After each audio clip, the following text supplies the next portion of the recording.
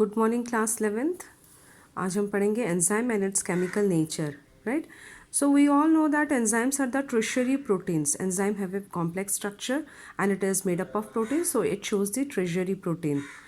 Enzymes are broadly categorized into two types. One is the simple enzyme, which means that protein simply act as an enzyme.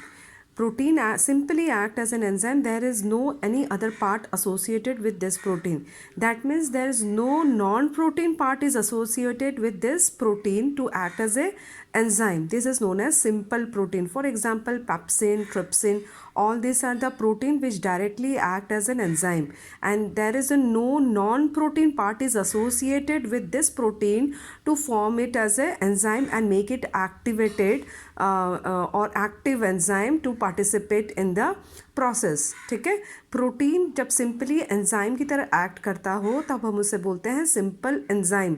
यहाँ पर हमें कोई भी non proteinaceous part देखने को नहीं मिलता है, कोई भी इस प्रोटीन के साथ एसोसिएट नहीं होता ताकि वो एंजाइम बनाए और ये एंजाइम जो है फिर अपना फंक्शन परफॉर्म कर सके। ठीक है, so protein itself act as an enzyme. Example pepsin and trypsin, where some other proteins which is known as conjugated enzymes.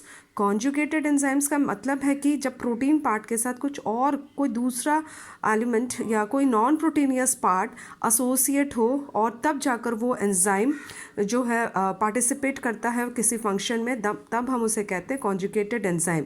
Conjugated enzyme, in this particular enzyme, protein is associated with some non-proteinous part, and this protein part is known as apoenzyme. This protein part which act as an enzyme known as apoenzyme, and which become functional when this non-proteinous part known as cofactor is associated with it. This non-proteinous part is known as cofactor and this proteinous part is known as apoenzyme. इसका मतलब है कि protein जो enzyme की तरह काम करेगा उसका नाम है एपोएंजाइम, और जो नॉन प्रोटीनियस पार्ट है जो इस प्रोटीन के साथ एसोसिएट है और इसको फंक्शनल बनाता है उसको हम कहते हैं कोफैक्टर। ये एपोएंजाइम और कोफैक्टर जब साथ में आ जाते हैं and then become functional, then we can say it is a holo enzyme.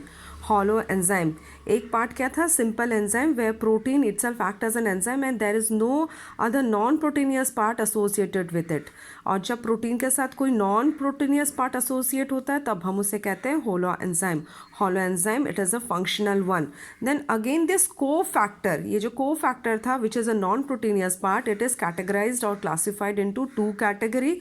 One is organic non protein substance, एक तो ऑर्गेनिक होगा और दूसरा होगा inorganic metallic ions, inorganic metallic ions. ठीक है, then again this organic non proteinaceous part is again categorized into two parts or two types where they can attach or separate.